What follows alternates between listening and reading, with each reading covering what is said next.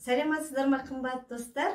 Әлия әлем атты каналында бүгін тағы да гүлдер тақырыбын жалғастырамыз. Осыдан біршама уақыт бұрын маған орхидея гүлі туралы видео түсіріңізші деген ұсыныс түскен болатын. Бүгін сәті енді түсіп отыр. Міне көз алдарыңызда әп-әдемі гүлдер атаулының ішіндегі падишасы іспетті керемет орхидея гүлі өсіп тұр. Бұл гүлдің ұзындығы шамамен 55-60 сантиметрге жуықтайды. Бұл гүлді өсіруде ең алдыменен алып келгеннен кейінгі сізге гүлді сыйға тартты ма, өзіңіз гүлдер салонынан сатып алдыңыз ба, қандай кеңесті білгеніңіз жөн.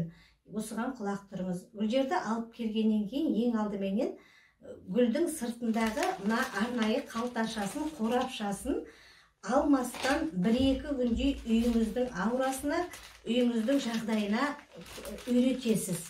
Және үйіңізде оған дейін де көп гүлдер өскен болса, 2-3 апта бойы бұл гүлді басқа гүлдерге аса көп жақындатпайсыз. Алып келгеннен кейін міндетті түрде барлық жағынан қарап шығу керек. Кейде бұған дейін ұзақ уақыт бойы жиі суарылған болса, ол ұзақ ылғалды ауада тұрғаннан кейін ұсақ шыбын-шіркей, неше түрлі жәндіктер болуы мүмкін.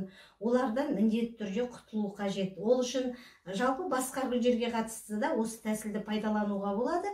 Ол үшін бір арнайы ыдыс емес, шағын ғана кесені алып, оған жаңағы уксус, алманың қышқылы, не болмаса бал, тәтті сок, шырын, оған бананның кішкене қабығын тастауға болады. Сол ыдысты мына орхидея гүлінің жанына қоямыз. Осы ұшып жүрген шыбын-шіркейлер соған барып қонып, одан құтылады екенсіз. Басқа гүлдерге де оны жасауға болады. Не болмаса мына орхидея гүліне түсетін белокрылка дейтін ауру болады. Ол ауру болған жағдайда да тап жаңағы тәсілді жасайды екен. Орхидеяға тән бір тағда қасиет, орнын жиі ауыстырғанды мүлдем жақсы көрмейді. Қай жерге жақсы өседі, соны білгеннен кейін сол орнынан көп қозғалтпауға тырысқаныңыз жөн. Егер жаздың күні алған болсаңыз, қай гүл болмасын тікелей түскен күннің сәулесінен қорғау керек. Жапырақ күйіп кетеді. Күйген жапырақ қалпына келмейді. Ал егер қыстың күні үйіңізге әкелген болсаңыз, терезенің алдынан соғатын өкпек желден, сквозняктан сақтау керек. Не болмаса, жылу батареясының түбінде бұл гүл ешқандайда қалып қоймауы керек. Ондай болған жағдайда гүлге бір зақым келді ме, оны қалыпқа келтіру қиын екендігін еске сақтаңыз. Енді суаруы қандай болады? Үйге алып келген алғашқы бірінші аптада суарудың қажеті жоқ. Гүлдер салонынан алсаңыз, ол онсыз да суға әбден қанып келеді. Бір аптадан кейін ғана суарасыз, содан кейін бақылап отырып 2-3 аптада бір суаруға болады. Суарудың қандай жолдары бар? Мынандай арнайы болмасын бір ыдысты алып, осыған бөлме температурасындағы суды, немесе фильтрден алған суды, фильтрлі суды құйып, содан кейін мына гүлімізді мына ыдысқа былай отырғызамыз. 15-20 минуттай бойы тамырлары мына суды өзі тартып алады. Содан кейін бөлек ыдысқа қойып, поддонға артық су болса, оның ағып кеткенін біз бақылағанымыз жөн. Не болмаса, мынандай лейканы алып, жайлап қана ұқыпты түрде гүлдің жүрекше тәрізді жапырақшасының ортасына су кетпеуін бақылап отырып, осы гүлге суды құямыз. Міндетті түрде мына ортасына гүлге жапырақшаға судың кетіп қалмауын қадағалаңыз. Бұл жағдай қайталанатын болса, гүлге ортасына су жиі түскеннен кейін ол шіріп кетуі мүмкін. Міндетті түрде оны құрғақ шүберекпен сүртіп алып отырасыз. Енді орхидеяның тағы да қандай бір ерекшелігі бар? Бұл топырағының үстіңгі бетіне мохсфагнум дейміз, ол көбінесе гүлдер салонында болады. Соны жоғары жағына қаптап салып тастасаңыз, суарылған судың ылғалдылығын ұстап тұруына жақсы болады, жиі құрғап кетпейтін болады. Өйткені бұл орхидея өзі тропикалық жақтан келген өсімдік болғаннан кейін, ол ылғалды ауаны жақсы көреді. Егер үйіңізде арнайы ылғалдандырғыш құрылғы болатын болса, увлажнитель воздуха дейміз ғой, соны бір мезгіл қосып қойған дұрыс. Кейбір адамдар осы орхидея гүлін жуынатын бөлмеге, ваннаға қойғанды жақсы көреді. Олай қоятын болсаңыз, міндетті түрде қосымша жарық болуы қажет. Ал егер ванна бөлмесінде жоғары жағында терезе болатын болса, онда қорықпай қоя беруіңізге болады екен.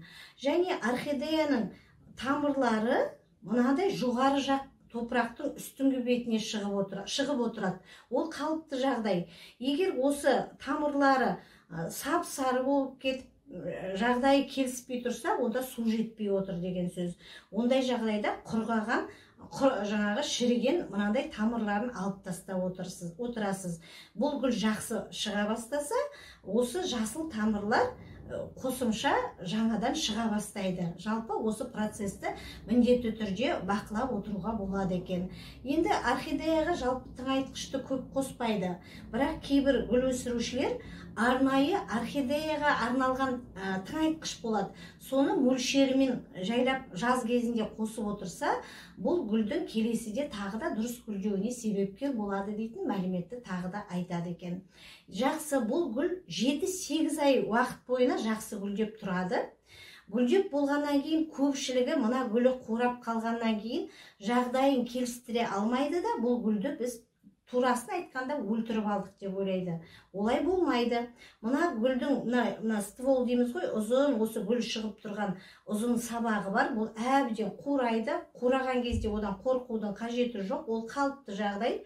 Келесі жолы гүлдеу үшін мына арада төменгі жағынан санамалап отырып, мына гүл шығатын жаңағы бүршіктер болады, көздер. Мына жерде 1 бүршік бар, мына жерде 2 бүршік, 3 бүршік, 4 бүршік бар. Осы санамалап отырып, 1-ші, 2-ші, 3-ші, 4-ші бүршіктен кейін жоғары жағынан 1-2 сантиметр жерде, ана жерден қиғаштап қиып тастаймыз. Қиып тастағаннан кейін кәдімгі майшам, соны жағып қойып, соның балауызын жайлап қана мына қиылған жерге тамызады екен. Бұл ары қарай микробтың түспей жақсы өсіп кетуіне себепкер болады. 7-8 айдай демалып тұрғаннан кейін бұл қайтадан гүл береді. Ал кейбір жағдайда мына үлкен стволды гүл өскен сабақты кеспеуге де болады. Онда да демалып болған соң гүлдейді, бірақ ондай жағдайда гүлі ұсақ болады екен.